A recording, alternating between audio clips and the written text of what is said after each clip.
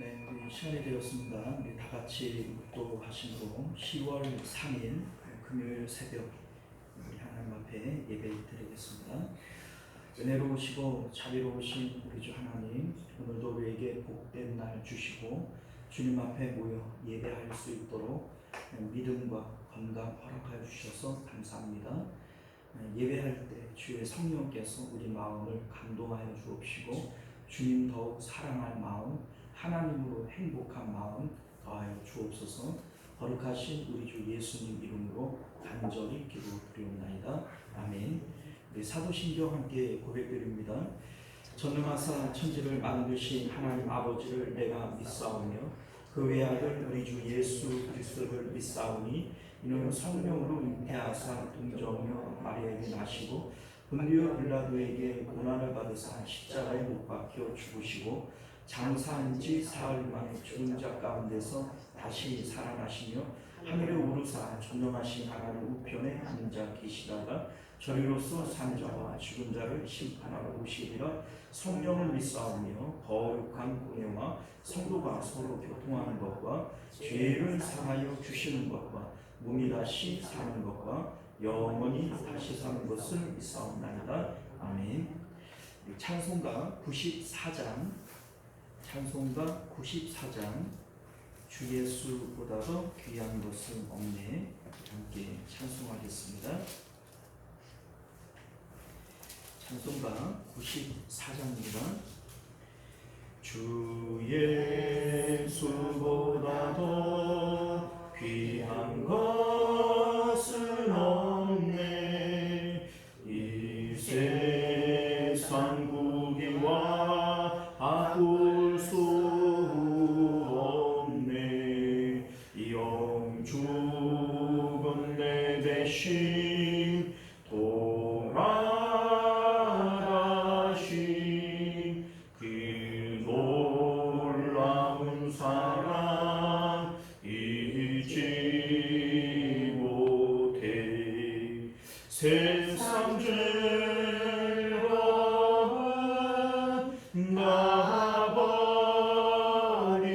놔버리고 세상 자랑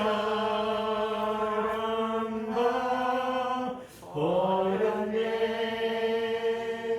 주 예수보다 더 귀한 것은 없네.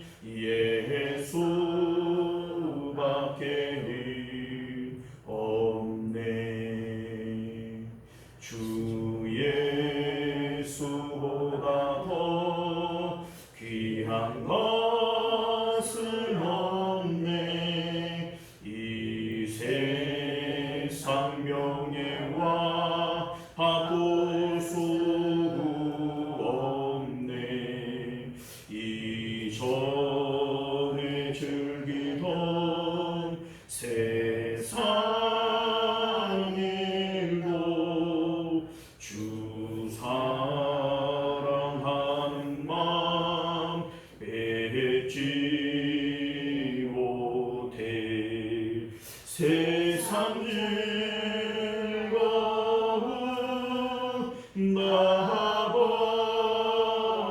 놔버리고 세상 자랑 다 버렸네. 주 예수보다 더 귀한 것은 없네. 예수밖에 없네. 주 예수보다 더 귀한 것은 없네. 이 세상 행복과 바꿀 수 없네. 유혹과 핍박이 몰려와도 주 섬기는 내 맘 변치 않아. 세상 즐거움 놔버리고 세상 자랑과 버렸네. 주 예수보다 더 귀한 것은 없네. 예수밖에는 없네. 할렐루야. 자, 우리 하나님 말씀 갈라디아서 6장 14절부터 마지막 절까지 우리 교독하여 읽도록 하겠습니다. 14절부터 마지막 절까지 봅니다. 그러나 내게는 우리 주 예수 그리스도의 십자가 외에 결코 자랑할 것이 없으니 그리스도로 말미암아 세상이 나를 대하여 십자가에 못 박히고 내가 또한 세상을 대하여 그러하니라.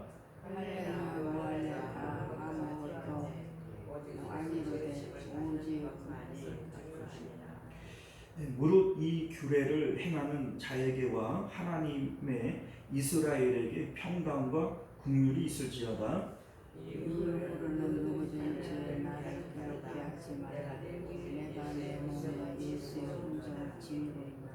함께 했습니다.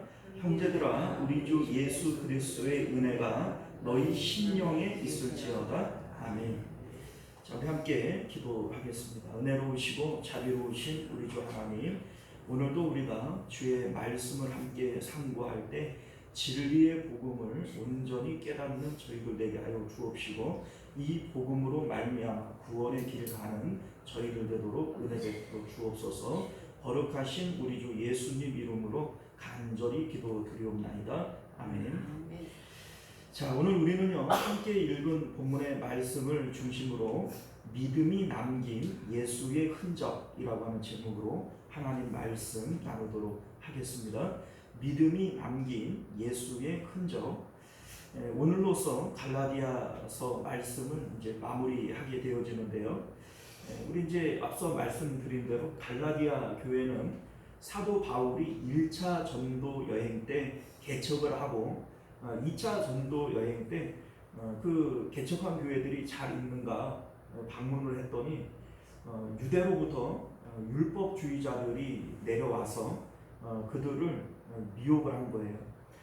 이제 그 율법주의라고 하는 것은요, 겉으로는 형제, 거짓 형제 이렇게 얘기를 하는데, 겉으로는 예수 그리스도를 믿고 또 천국도 있다고 얘기하고, 이제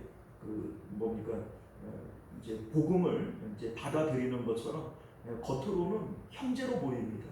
자, 그런데 이들이 왜 거짓이라고 얘기를 하냐면, 이들은 할례와 율법도 지켜야 의롭게 되어지고 구원을 받는다, 이렇게 주장을 했던 사람들이 바로 율법주의자들입니다. 사도 바울이 이제 복음을 전할 때 가장 큰 걸림돌이 되어지는 것이 사실은 이 율법주의였어요. 기독교로 개종하지 않은 이 유대인들이 사도 바울을 죽이겠다고 막 40명의 결사대를 조직하는 이런 모습들도 우리가 사도행전을 통해서 살펴봤지 않습니까? 또한 고린도 교회 안에도 이 거짓 선지자들이 들어왔는데 이들의 정체도 역시 율법주의자들이었던 것을 보게 됩니다. 자, 그런데 우리가 이제 생각해 볼 때 이런 생각이 좀 드는 거예요. 우리가 복음으로 이제 믿음으로 구원을 받잖아요.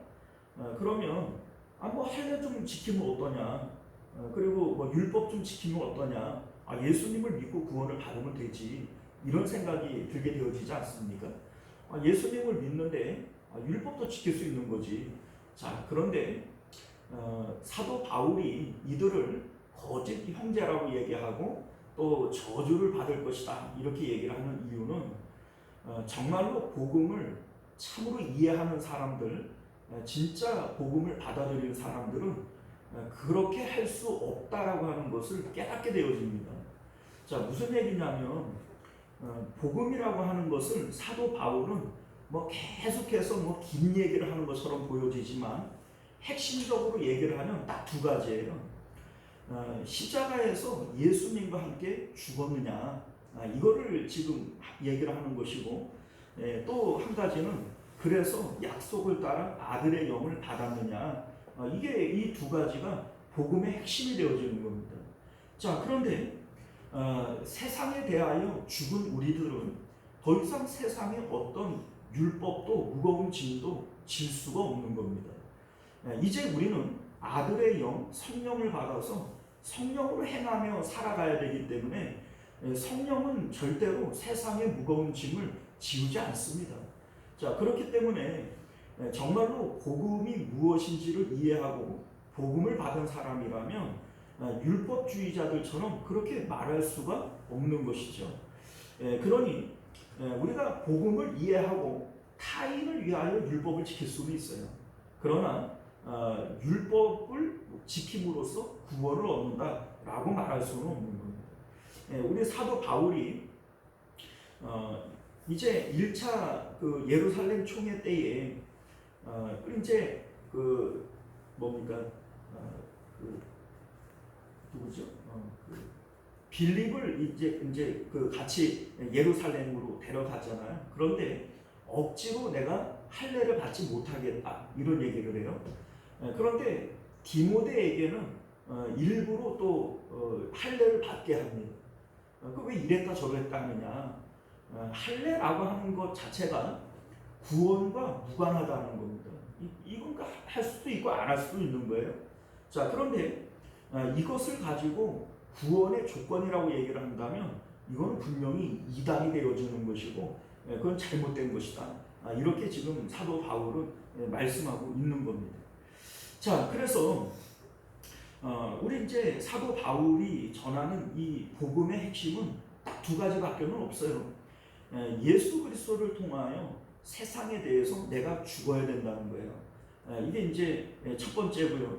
그리고 그렇게 주님 안에 있는 자들, 십자가 안으로 들어간 사람들에게는 약속을 따라서 하나님께서 반드시 아들의 영을 주시고 성령을 주시는 겁니다. 그리고 이제는 우리는 성령을 따라 행하게 되어지는 이것이 복음의 내용이에요. 이 두 가지 외에는 다른 것은 어떤 것도 없다. 다른 복음을 전하는 자들은 저주를 받을 것이다. 사도 바울이 말씀하고 있는 내용은 이것밖에는 없습니다.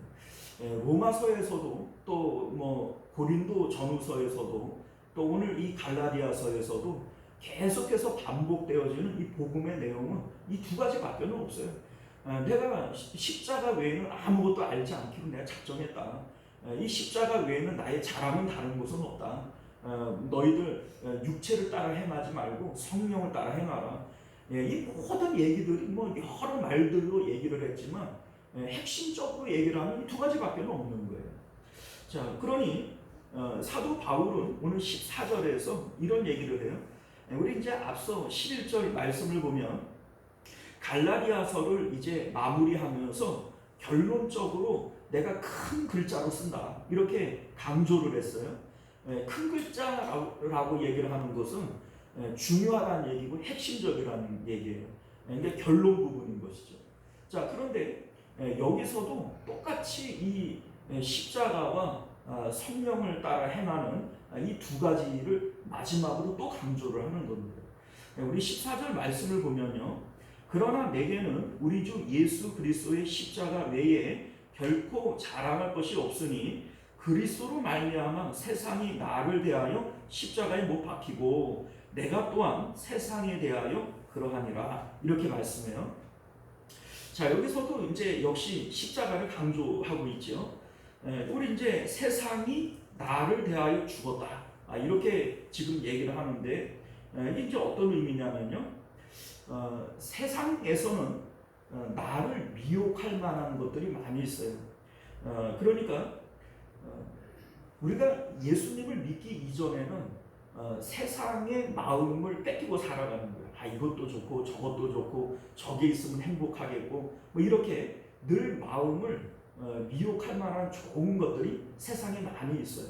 자, 그런데 예수님을 믿는다라고 얘기를 하는 것은 세상이 나에 대하여 죽는 거예요. 이제는 그 모든 것들이 내게는 배설물처럼 느껴지는 것이고 분투만도 못하게 느껴지는 것이 이게 바로 예수님 십자가를 믿는 것임을 여러분들 깨달으실 수 있기를 바랍니다. 또 내가 또한 세상을 대하여 그러하니라 이렇게 얘기를 해요. 자, 그러니까 이전에는 그 세상에 뭐가 이제 좋은 것들이 있어 보이면 그것을 갖고 싶고 또 그것이 뭐 되어지기 위해서 우리가 아주 그냥 설레발을 치고 뭐 반응을 하지 않습니까? 그걸 이제 내 뜻과 내 계획을 가지고 그게 되어지게 만들려고 그러고 안간힘을 쓰게 되어지고 뭐 이렇게 되어지는데 이제 내가 또한 세상에 대하여 죽었다는 거예요. 그러니까 이제는 그러한 것들 때문에 내 뜻과 내 계획을 가지고 내가 자발적으로 뭘 하는 일들이 없다는 겁니다. 이제는 성령 하나님께서 우리 안에 들어오셔서 하나님의 뜻과 계획대로만 움직이고 살아가는 것, 이것이 바로 새롭게 되어진 피조물이다.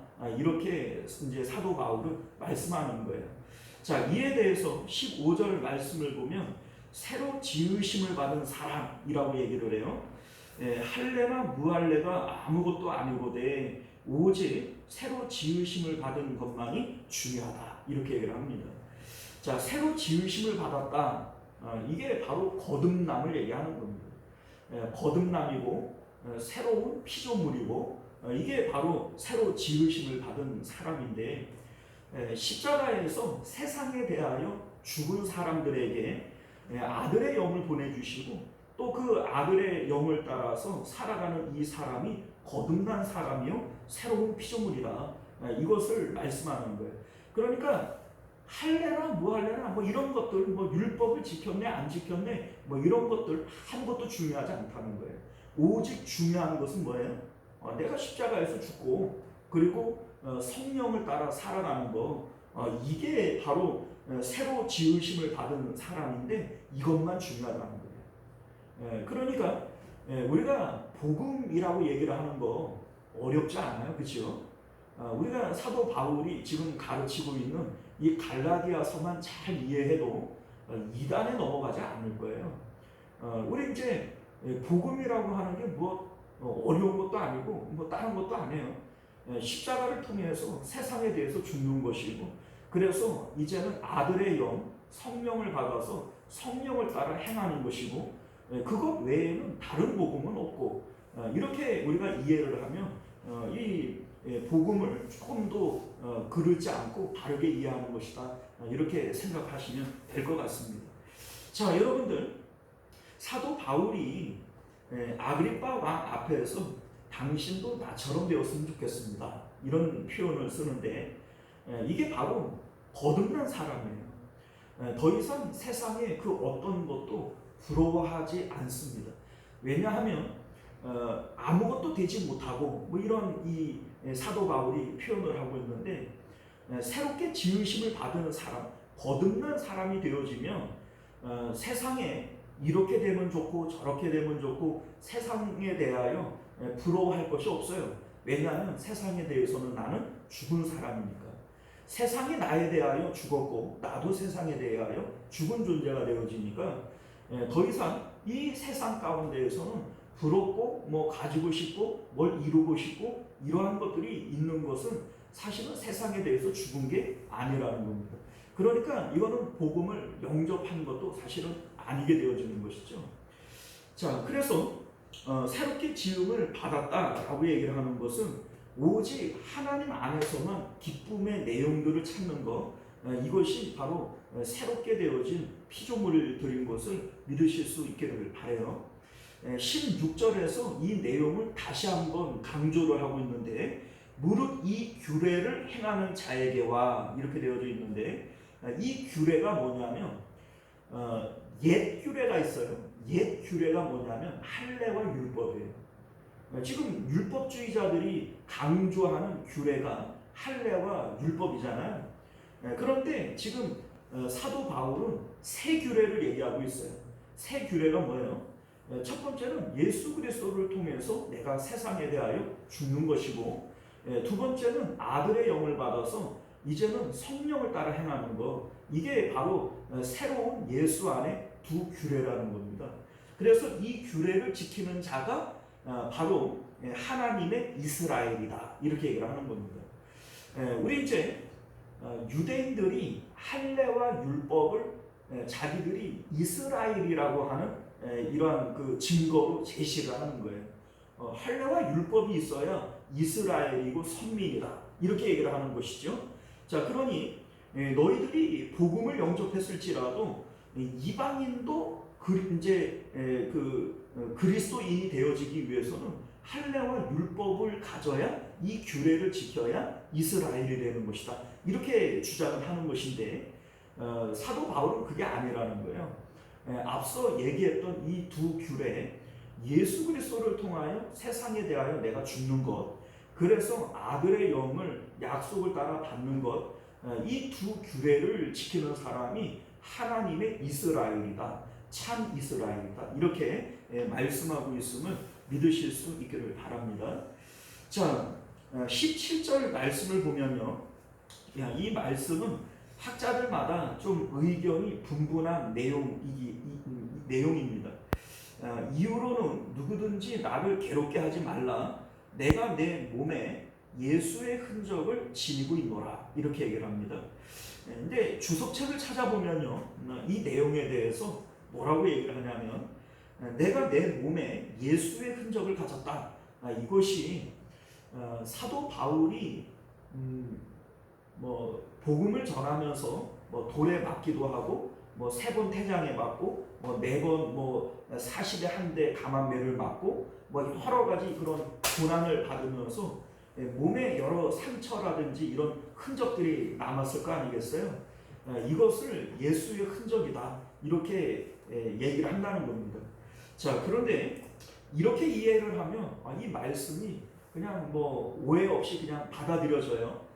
그래, 사도 바울이 몸에 여러 가지 상처도 있고 고난을 받았으니까 그 예수의 흔적이 있겠지, 이런 생각을 갖게 되어지는데, 그렇게 얘기를 할 것 같으면 내용이 안 맞아요. 왜 안 맞냐면, 사도 바울이 율법주의자들을 육체의 모양을 내기 위해서 할례를 지금 강조를 한다는 거예요. 그런데 그 육체에 가지고 있는 그 모양을 따라서 그거를 주장하지 말아라, 이렇게 지금 얘기한 게 갈라디아서 내용이잖아요. 그런데 똑같이 자기 몸에 난 어떤 흔적들을 가지고, 상처를 가지고, 내가 예수의 흔적을 갖고 있다, 이렇게 얘기를 할 것 같으면 율법주의자들과 다를 게 있나요? 똑같아져 버리고 마는 거죠. 그러니까 이것이 사도 바울이 육체에 난 어떤 상처라든지 이런 것들을 예수의 흔적이라고 주장을 한 것이 될 수는 없다, 이렇게 주장을 하는 겁니다. 자, 그러면 여기서 말하는 예수의 흔적이라고 하는 것은 뭘까? 자, 이것은요, 우리가 몸으로 살아가면서 믿음을 따라 행하는 모든 것들이 예수의 흔적이 되어지는 거예요. 자, 무슨 얘기냐면 이렇게 한번 생각을 해볼까요? 여러분들이 지금 살고 계시는 집이 있죠. 5년을 살았던, 10년을 살았던, 20년을 살았던 그 집에 살아가면서 여러분들이 사는 흔적들이 있어요, 없어요? 있죠. 있죠. 차를 사도 역시 마찬가지예요. 내가 차를 사서 3년, 5년 이렇게 몰다가 보면 그 차에 내가 사용한 흔적이 남게 되어지잖아요. 자, 그런데 지금 이제 우리가 사는 것은 내가 사는 것이 아니요, 내 안에 누가 살아요? 그리스도께서 사시는 것이다, 이렇게 고백하는 것이 복음의 내용이에요. 예수님의 십자가를 통해서 세상에 대하여 내가 죽고, 이제 예수님과 연합되어질 때 아들의 영을 받아서 이제는 내가 사는 것이 아니라 내 안에 그리스도께서 사시는 거예요. 자, 그러니까 이 몸의 주인은 이제는 내가 아니라 누가 되어져요? 예수님이 이제 내 몸의 주인이 되어져요. 그러면 예수님이 지금 내 몸을 가지고 살아가게 되어지면서 내 몸에 예수님의 흔적이 남을까요, 안 남을까요? 그걸 얘기를 하는 거예요. 내 몸이 주님과 함께 주님께서 내 몸을 가지고 이제 살아가면서 여러 가지 일들을 겪게 되어지지 않겠어요? 앞에서 얘기를 했던 돌에 맞고 이렇게 이제 고난을 당하는 것도 그 흔적일 수 있지만 그것 외에 지금 갈라디아 성도들에게 이 편지를 쓰고 있으면서 아픈 마음으로 이 편지를 쓰는 내용도 지금 이게 예수의 흔적이 되어지는 겁니다. 사도 바울이 그리스도께서 내 몸의 주인이 되어져서 살아가는 이 삶의 내용들이 바로 예수의 흔적이 되어지는 것이죠. 우리 이제 예를 들어 한번 생각을 해볼게요. 지금 사도 바울은 율법을 행함으로 의로워지는 것이 아니라 믿음으로 의로워지는 것이다. 이렇게 얘기를 할 때 믿음의 조상 아브라함에 대한 얘기를 합니다. 자, 그런데 아브라함이 믿음의 조상이라고 얘기를 할 때 이 믿음이라고 하는 것이 어떻게 나타나냐면 본토 친척 아버지 집을 버림으로써 믿음이 나타나고 자기의 아름다운 이 아내 사라를 마음에서 버림으로써 믿음이 나타나고 백세에 얻은 아들 이삭을 하나님 앞에 바침으로써 믿음이 나타나는 거예요. 자, 그러니까 이 아브라함에게 있어서 이 믿음의 흔적이라고 하는 게 뭡니까? 행위로 나타나는 겁니다. 자, 그러니까 아브라함이 몸을 가지고 살아가면서 믿음이라고 하는 것은 마음에 있어요. 흔적이 있는 것도 아니고 모양이 있는 것도 아니고 냄새가 있는 것도 아니에요. 그러나 이 믿음이 내 육체를 입고 살아가게 되어질 때 분명히 흔적이 남게 되어져 있다는 거예요. 이게 바로 내가 믿음을 통하여 예수로 살아가게 되어질 때 예수의 흔적이 내 몸에 남는 것은 너무나도 당연한 일이다 라고 하는 것을 말씀하고 있는 겁니다. 자, 사랑하는 성도 여러분, 우리 예수님께서 우리에게 동일한 얘기를 하세요. 아버지나 어머니나 아들이나 딸이나 집이나 전토나 내 목숨까지라도 나보다 더 사랑하면 내게 합당하지 않다, 이런 말씀을 하시는데 사랑이라고 하는 것 자체가 무슨 모양이 있는 것도 아니고 냄새가 있는 것도 아니고 이게 흔적이 없잖아요. 그런데 이것이 이제 내 삶의 흔적으로 나타나야 이게 진짜 믿음이 되어지는 것이다 라고 하는 겁니다. 자, 여러분들, 고백만으로 끝나는 이 믿음은 관념이 되어버리고 말아요. 이제 사도 바울이 이런 말씀을 하잖아요. 마음으로 믿어 의에 이르고 입으로 시인하여 구원을 받는 것이다, 이렇게 말씀하고 있지 않습니까? 자, 그러니까 입으로 고백되어지는 행위라고 하는 것이 포함되어져 있는 거예요. 그래서 우리 이제 하나님께서 그 아브라함을 보면 아들 이삭을 하나님 앞에 바치라고 그러잖아요. 그러면 아브라함이 아침에 일찍 일어나서 이 나귀에다가 그 땔감이나 이런 나무를 지우고 아침부터 일찍 출발해요. 그러면 아브라함의 마음에 믿음이 있어요, 없어요? 있죠. 있죠. 이미 마음에서는 이삭을 바치기로 결정을 한 거예요. 자, 그런데 하나님이 가만히 내버려둬요. 그리고 산에 올라가고 이 이삭을 묶어가지고 제단 위에 올려놓고 그리고 나무를 벌려놓고 칼을 들어가지고 이삭을 내려 찍으려고 하는 그 순간까지도 하나님께서 그냥 내버려둔단 말이에요. 왜요? 이게 바로 아브라함에게 흔적이 남게 하는 거예요. 그 몸으로 하는 그 흔적이, 믿음의 흔적이 아브라함에게 남게 만드는 거예요. 자, 우리 아내 사라를 하나님 이제 버릴 때도 역시 마찬가지예요. 성경을 창세기를 보면 갈대아 우르를 떠날 때 처음부터 이 사라에게 내가 하나님의 명령을 따라 이제 길을 떠나게 되어지면 내 길에서 당신을 지켜줄 수 없다. 그러니 그러한 일들을 만나면 당신은 나의 누이라고 하자. 이렇게 처음부터 결정을 한 거예요. 그러면 이미 그 당시에 아브라함에게는 마음에서 아내를 버리는 믿음이 있었던 것이죠. 그런데 바로 왕이 이 사라를 데리고 갈 때 하나님께서 가만히 있어요. 참견을 안 해요. 아내를 완전히 빼앗길 때까지도 하나님께서 잠잠해요. 아무것도 안 해요. 사라를 완전히 빼앗겼어요. 이제는 아브라함에게 아내라고 하는 것이 완전히 없어진 거예요. 그리고 난 다음에 하나님께서 이제 바로에게 개입을 해서 아내를 돌려주게 만듭니다. 자, 이게 왜 하나님께서 처음부터 믿음이 있었잖아요.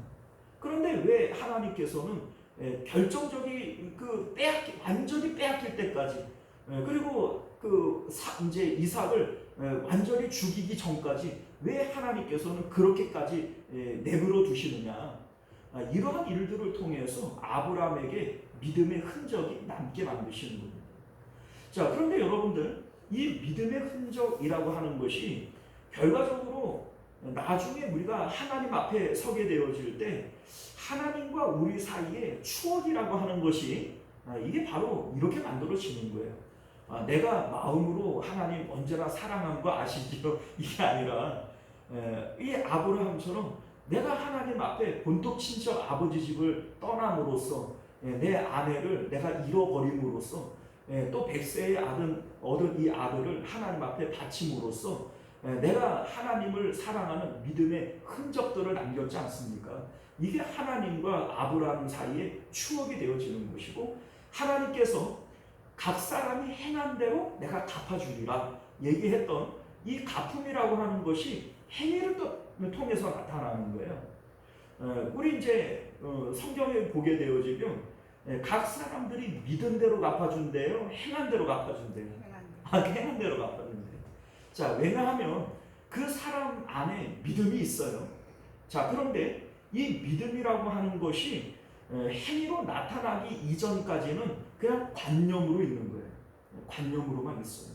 그런데 우리 이 믿음이 우리 마음에 있고 우리 이제 그 몸을 지배하게 되어질 때에는 반드시 몸에 흔적을 남기게 되어져 있다는 거예요. 사도 바울은 지금 이 흔적을 얘기하고 있는 겁니다. 우리 이제 흔적이라고 이제 번역되어진 헬라어 단어가 스티그마라고 하는 단어인데요. 이 스티그마가 어떤 의미냐면 우리 이제 서부 영화나 뭐 이런 거를 보면 이제 소나 뭐 이런 가축에게 이렇게 이제 불로 뭐 이렇게 지져가지고 이렇게 표시를 내잖아요. 이게 어떤 의미예요? 내 거 이런 의미죠.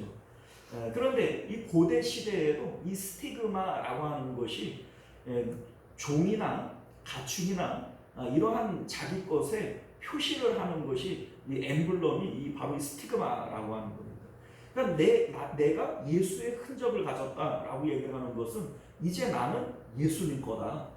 내 몸은 예수님 것이기 때문에 내 몸에는 예수의 흔적이 남게 되어졌다. 지금 이렇게 말씀하고 있는 겁니다.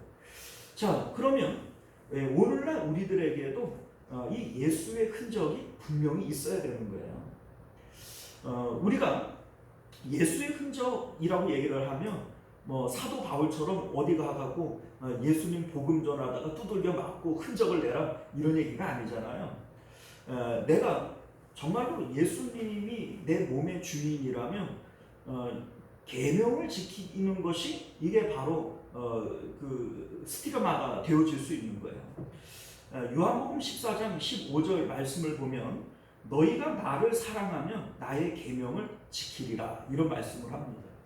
우리가 우리의 육체를 통하여 주님의 계명을 지키고 살아가는 것, 그럼 예수님의 계명이 뭐냐?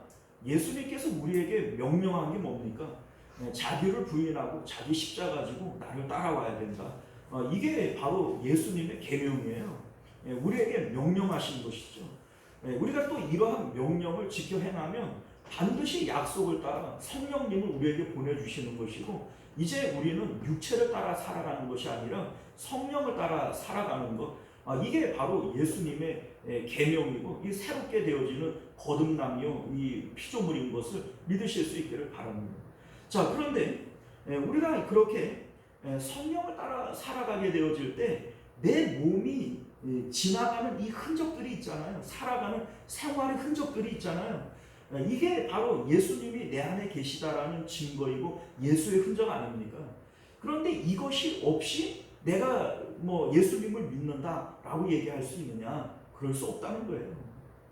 아니 하다못해 우리가 집에 살고 있으면 집에도 내 흔적이 남는 것이고 차를 타도 차에 내 흔적이 남는 건데 예수님께서 이제 내 안에 계셔서 내가 사는 것 아니고 예수가 사는 것이다 이렇게 고백하는데 내 몸에 예수의 흔적이 안 남을 수가 있나요? 그렇다면 예수님이 안 계신 거지.